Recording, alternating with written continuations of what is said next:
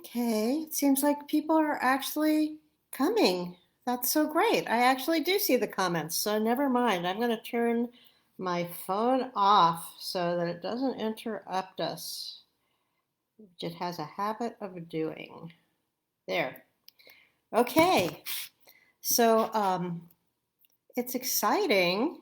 That's wonderful. This is my first Facebook Live. I've done a lot of Zoom, but I'm excited to do this, and I'm wearing my pajamas. I don't know if you can really see. I'm wearing my pajamas. This is my best pajamas, I have to say. And I'm wearing my earrings for Dia de los Muertos, which are little skeletons. I don't know if you can see them. So I'm all set to get started in a few minutes, and I'm so glad that people are coming on. It's going to be fun to do this. I'm looking forward to it.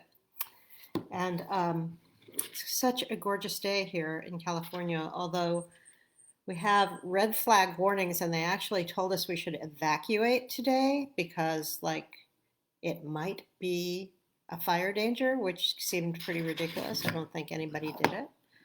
And I don't see the predicted high winds. So we're just sitting here in California wondering if fires are going to engulf us again, but I kind of think not. And also there was a big bunch of kites out on the peninsula. I took a walk today down by the bay, and there was just the most wonderful kites out there that were so cool. A big skeleton kite and lots of monster kites. I wonder if I can show you. Probably can. I don't know how they came out, but I probably can. Oh yeah. Let's see.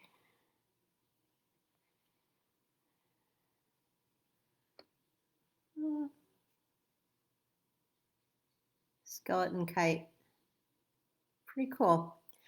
There was a guy selling kites. I think that those kites were from his store, the really good ones. But I thought, I just listened a few days ago, yesterday, hard to keep track of the days, to the Dodge Poetry Festival, which went on for a couple of hours. And it occurred to me that I didn't even want to read for 15 whole minutes because it was just too long. So I'm going to do some other things and then read just two poems, which I guess I'll say all this again as more people join. Um, because it takes a few minutes for people to get places, I know. But anyway, I thought I'd do a little bit of fun show and tell on how I create the loose plexus. So I'm going to do that, and then I have one funny and one serious poem to read. That was the one thing about the Dodge Festival is there was not one single humorous poem in the Dodge Festival, which was kind of sad because we can see, yeah, kites would be wonderful to have. This guy had a like a mobile kite selling van. I almost bought a kite myself, Hamlet. So yeah, I get it.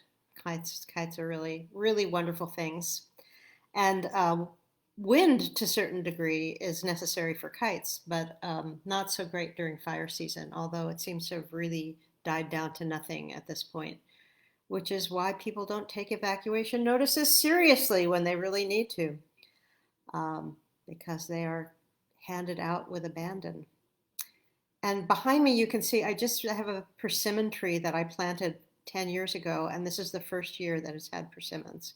So we are awash in persimmons. If you guys were here, I'd be so happy to give you some persimmons. But unfortunately, that's something you can't do remotely. You can't give people persimmons remotely. So I'm drying them instead. Maybe I could send a package back to you guys at Poets in Pajamas, which this is such a great idea.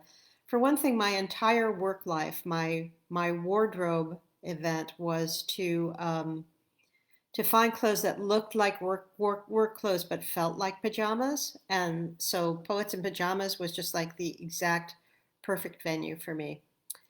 And and I had quite a few clothes that looked like work clothes but felt like pajamas. So I think I'm going to start with the loose plexus, and I'll just start by telling the story of the loose plexus. A year ago? Yeah, a year ago in the winter, I guess it was that long ago. Um, I belong to a group called the Marin Poetry Center, and we have board meetings, and at the end of every board meeting, we read a poem. And one of my fellow board members, Amanda Moore, who's actually a National Poetry Award winner this year, yay for her, she really deserves it. She read a poem that she called a duplex. And I said, "What's that?" And she directed me to Jericho Brown's essay on the duplex, which is on the Poetry Foundation website.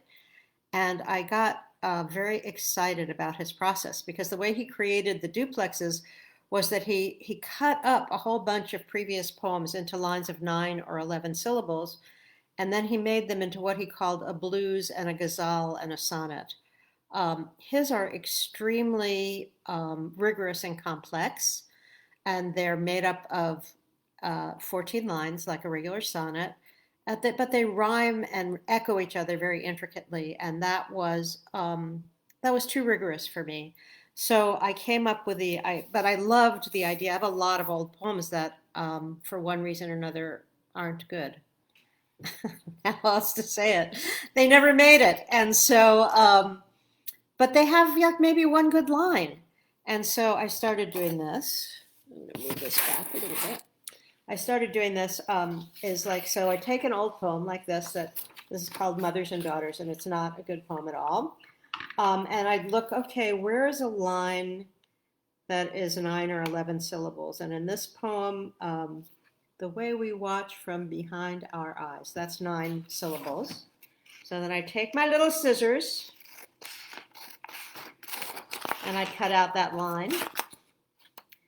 And I drop it into this wonderful dish. This dish was created by the sculptor Ashwini Bhatt, and I feel like it's really magical. I don't know if you can kind of see, it's got a very coppery shine that's not kind of showing up. And then there's another line in here, crushed metal, smoking, fluid stained the highway, that I really like. That is 11 syllables.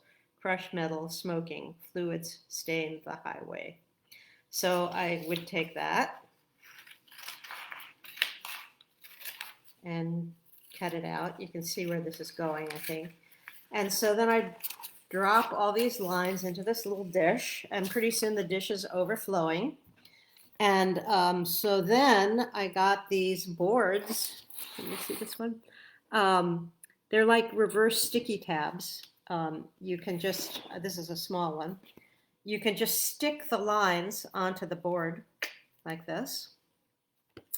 And then you can kind of move them around and turn them into poems, which is a really kind of fun thing to do. Like, let's see what we can do with what's on here. I have a bunch of them on here. To catch a train or meet a train, whatever. I kind of like that. And then we could have crushed metal smoking, fluid stain the highway. That goes pretty well with that. You can see how this goes. And then, let's see. Oh, this sort of goes with that. The enlarged pupils, the elevated pulse.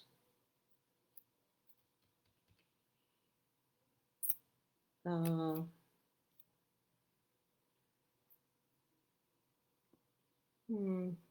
barely perceptible strand of sound. That sounds pretty good here. So as you can see, I'm just sort of playing with them, moving them around. So now I've got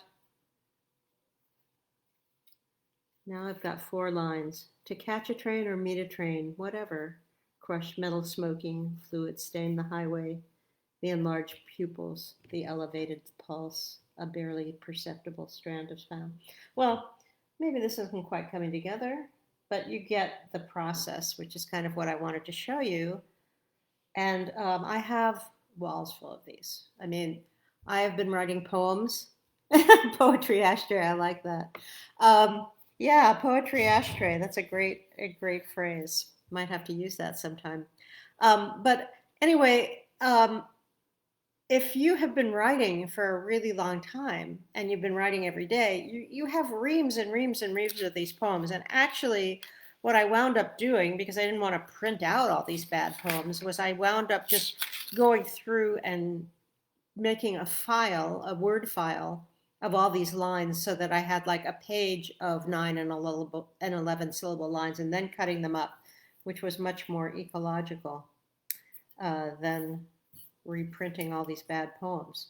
But I have to say, cutting into the poems itself is a really therapeutic activity. If you've worked on a poem like for months and it's never really come right, and then you have the opportunity to do something with some of the lines you love in it, that's a really great experience.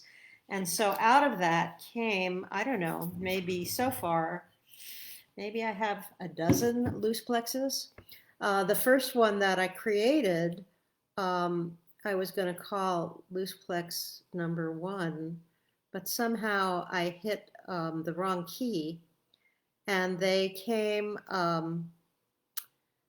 It came out as 31. I don't know why. Anyway, so I figured I'd have to have 31 of them.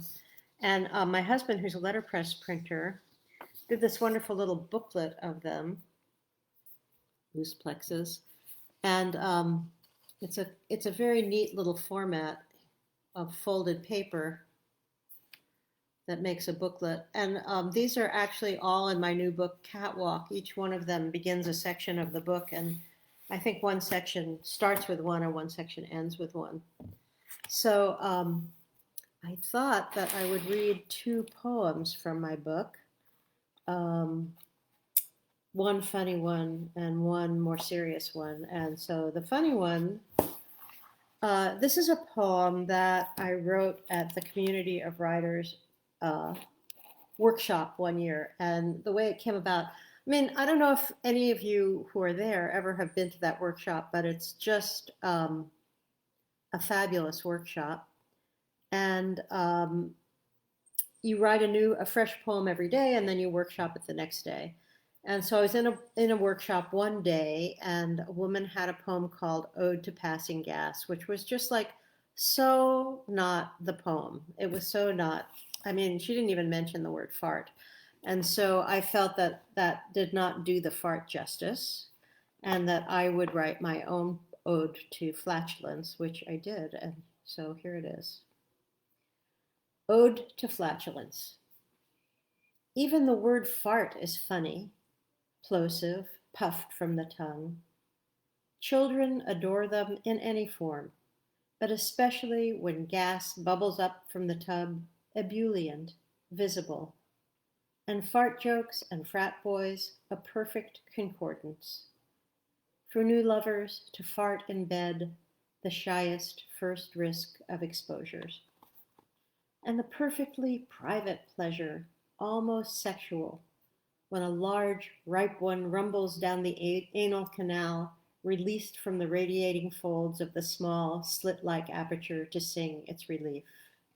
Or the opposite thrill, legs splayed in the packed yoga class, or butt bared on massage table, the delight of restraint, spiced with a sort of dread, soldiers tense at the gates. At work in your cube, you hope your co-workers might somehow believe it was somebody else, as the stink lingers like a foul cloud, a thought balloon, its little bubble stem pointed directly at you. Yes, the fart is the ultimate joke, fetid as whale breath, no pretense possible as it spouts from the hole we don't mention. How the ability not to lets everyone know you are versed in the ways of your tribe, no longer a baby out of control and beloved, or even a toddler taking the first steps toward shame. When you can hold your fart, you are a person too, someone who does what people do, someone who knows how to wait, someone whose butt's on straight. So I feel that that does something good for the fart, which certainly deserves something good to happen for it because we all enjoy them. And then I thought I would read, I wanted to read a loose plex also. Maybe I'll read that before I read the other poem. So yeah, these come out of these little cut up lines. And I think I'll read this one called Praise. Apparently, nothing happened in April. More like lichen, the way it fastens on stone. How time stretches, how light bends, how trout go for the glitter of the hand-tied fly. A shaft of light falling on the page. Quiet joy seeps in with wakefulness.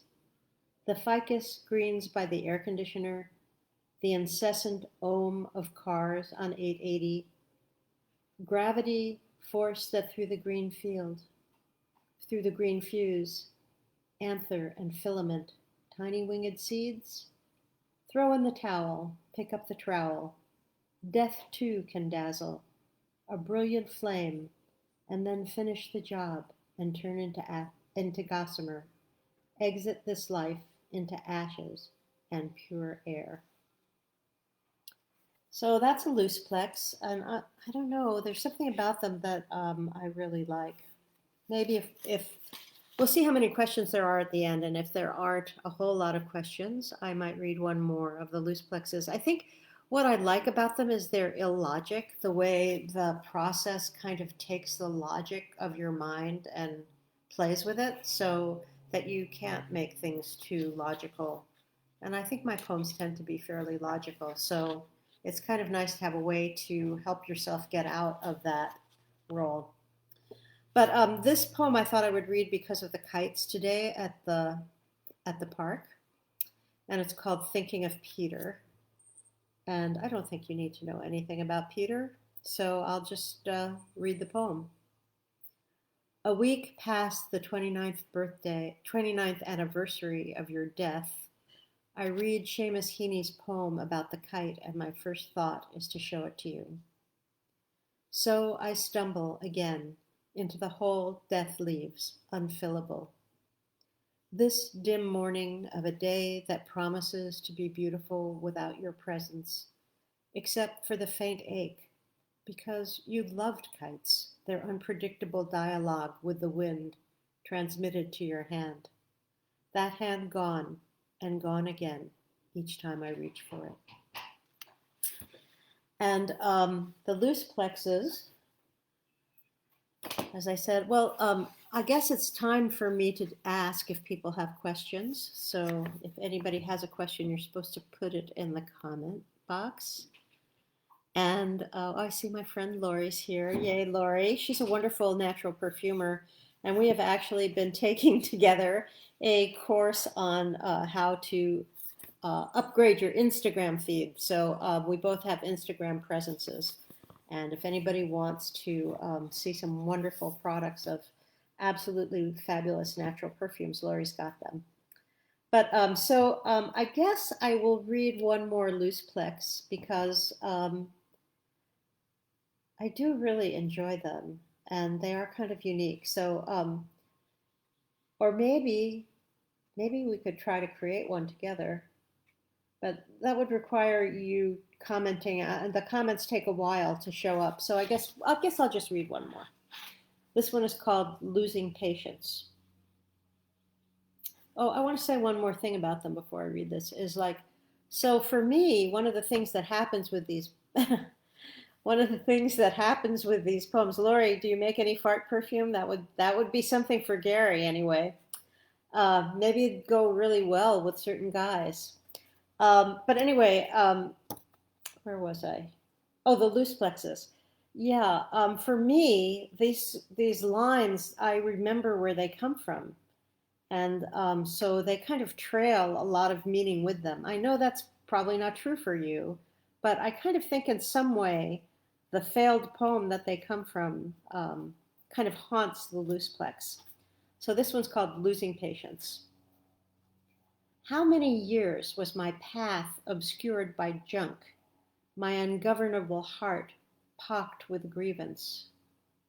Microorganisms effervesce, starting from something simple, like milk, push-up bras, Slim Jims, and cheese doodles, endlessly stitching snags in the sky. Remember being crazed with desire? Seeds release in the heat, the ground charred clear for them.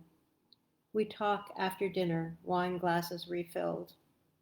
The monks who touched the match to their own doused robes. What I believed was the absolute truth. No, that fluorescent, merciless present. The earth gearing up to shrug us off. These are the stamps on the final envelope. So yeah, there's little loose plex books, which if you order my book Catwalk, I would be happy to send one of these along with. Catwalk's available from Longship Press. It is, how much is it, $16.95? It's also available on Amazon, but it's kind of hard to find because it turns out the name Catwalk, there's like 85,000 fashion designers who have used the name Catwalk, so you have to enter Catwalk and Meryl Natchez to even find it on Amazon. You can't just enter Catwalk. Anyway, it was really a book that took about 20 years to put together, and I was really grateful because I got a fabulous publisher who did a beautiful job with the expensive paper that I wanted, and my very old friend Maureen did a painting that became the cover. So it felt pretty terrific as a book release. And I guess I have 10 more minutes, so maybe I would like to read a poem by somebody else other than me. If I could find one that I wanted to read. Well, maybe I could recite a poem. I just finished a review of the poems of John Berryman. John Berryman was really my poetic hero when I was in my 20s, and I wrote him a letter when I was just 20 in 1969, and he wrote me back. Now, he not only wrote me back, but we were moving a lot then, and he wrote me back, and I didn't get the letter, and he wrote me again, which was forwarded to me. And so he has a special place in my heart. And he's a very flawed person, and it was an interesting review to write because he has questionable views on a lot of things, and his poems are very transgressive in a lot of ways. But he wrote a poem called Cantatrice, which is just one of my favorite dream songs. The dream songs are the poems of his that really have captured my heart, and they're 18-line poems. They're sort of sonnets, but they're an 18-line version of the sonnet that he invented, and there's hundreds of them. But the first ones that came out, which I wrote him about, was a book called 77 Dream Songs, which came out, I think, in 1964 and won the Pulitzer Prize in 1965. And I mean, you can't imagine how different they were than everything else that was being written at that moment. And I just fell in love with them. And I think when I wrote him, I actually sent him an imitative dream song, which he has a character called Henry. That's his persona, and a character called Mr. Bones. And I think I used the character called Henry in my poem, and I'm sure it was really terrible. But he was so sweet to write me back a really encouraging and lovely letter. And so here's his poem, Cantatrice, which I just think is a wonderful poem. Misunderstanding, misunderstanding, misunderstanding. Are we stationed here among another thing? Sometimes I wonder. After the lightning this afternoon came thunder. The natural world makes sense. Cats hate water and love fish. Fish, plankton, bats radar, the sense of fish who glide up the coast of South Africa and head for Gibraltar. How do they know it's there? We call this instinct, by which we dream we know what instinct means, like misunderstanding. I was soft on a green girl once. We smiled across, married, childed. Never did we truly take in one burning wing. What was the name of the fish? So better organized than we are, oh? Sing to me that name, enchanter, sing. So if you don't know Berryman's Dream Songs, I would really recommend that first book, The 77 Dream Songs. That happens to be dream song number 236. But once you get into the hundreds, they aren't so amazing for the most part. But those first 77 are worth a lifetime's worth of poetic work, I think. And I think his reputation has really suffered. I mean, he's an old kind of white guy with a lot of problems. He was notoriously alcoholic and a womanizer and not very nice, but he was passionate about poetry, and I think his poems are definitely worth reading. And he also wrote some very, very funny letters to publishers and poets. You know how people tend to be really nice when you show them a poem, and he wrote, this woman, Emma Swan, sent him some poems, and he wrote a letter back to her that said something like, I really wish I liked these poems better. They seem disastrously flat to me. Maybe I'm wrong. Thanks for sending them. So you had to be really brave to send a poem to Berryman. I didn't know that. So I think he was kinder to people who tried to imitate him. And so maybe that's why he was so nice to me. But, I moved maybe 21 times in the last 20 years, and I have never lost that letter. Well, actually, I probably would have lost it, but I live with a letterpress printer who also is very careful about things, so he saved it for me. And it was definitely a letter worth saving. He said something about my witchy name, which was, I don't know, nobody had ever said that to me. So he probably could have slept with me if he wanted to, and he did sleep with many, many students. So who knows? But it was just about a year before he committed suicide that I got that letter. And he enclosed a carbon copy. Remember those? Probably not. But there used to be such things before there were printers, there were typewriters with carbon copies. And he sent me a carbon copy of a dream song. So maybe I will end with one last loose plex, since I had so much fun showing you how they're made. And let's see.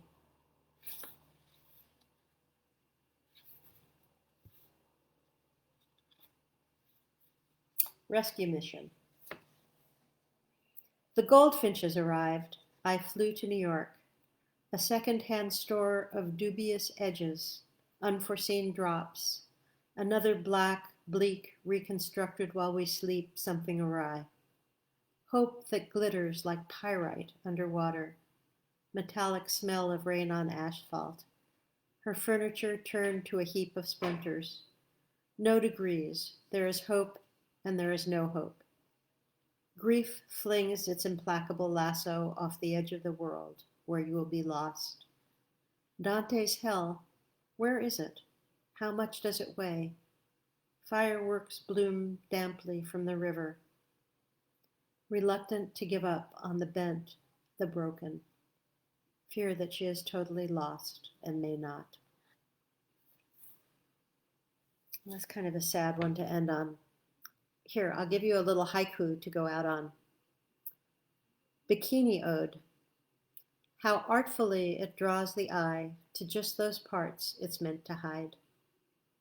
So thanks so much to Sarah, who taught me how to do Facebook Live, and to Poets in Pajamas for this great idea so that I got to read some poems in my actual pajamas. And to all of you who took the time to come and listen. Really enjoyed. I definitely like the idea of a fart perfume, and I think that has some legs. So thanks to everybody, and I'm going to end this now.